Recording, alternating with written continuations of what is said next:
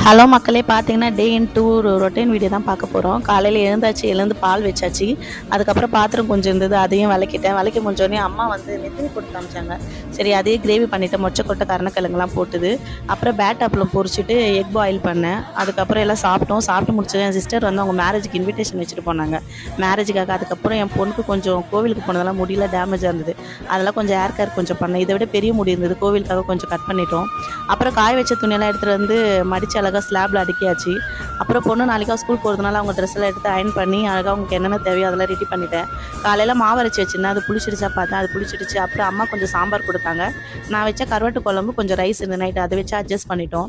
நான் ஒரே ஒரு தோசை தான் சாப்பிட்டேன். நைட்டில் நான் தோசை மட்டும் தான் சாப்பிடுவேன், அதிகமாக சாப்பிட மாட்டேன். அதுக்கப்புறம் அது சாப்பிட்டு முடிச்சோன்னு ஒரு பனானா சாப்பிட்டு படுத்துட்டேன். இதோட இந்த vlog முடியுது.